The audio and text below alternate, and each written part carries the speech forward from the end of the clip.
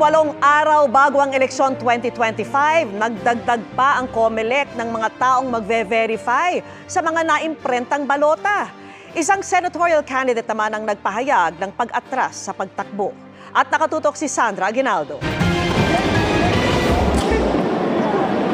27 milyong balota para sa May 12 elections ang naimprenta na. 36% yan ang mahigit 70 million ballots na kailangan maimprenta ng COMELEC hanggang April 14. Ang problema, hindi kasing bilis ang verification process ng balota kaya nasa 4 na milyon pa lang ang verified.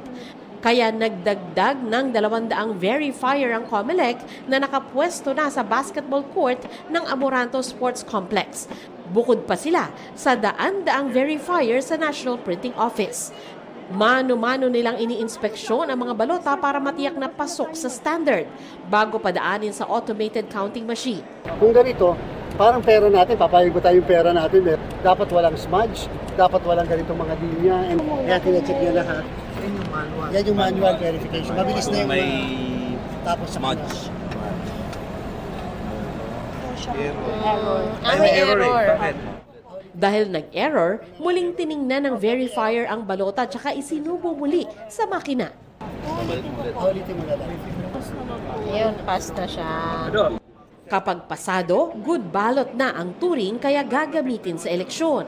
Ang mga depektibong ballot, ihiwalay. Kampante naman ng COMELEC na maaabot pa rin nila ang kanilang April 14 deadline.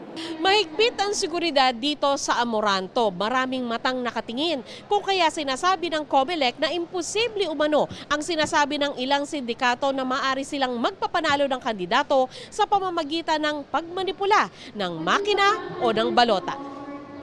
Pinabulaanan na ng COMELEC ang pangako ng isang sindikato na magpanalo ng magbabayad na politiko gamit ang invisible ink sa balota.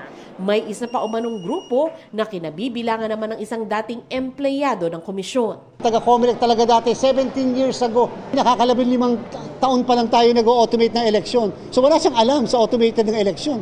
Pag narinig dito ngayon ng mga kababayan natin, yan po, paki-aresto nyo na kaagad. Caught in the kaagad yan.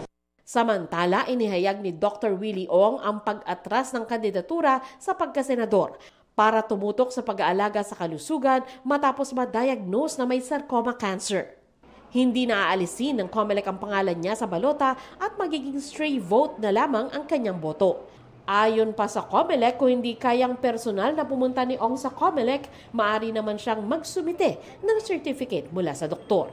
Para sa GMA Integrated News, Sandra Aguinaldo, nakatutok 24 oras.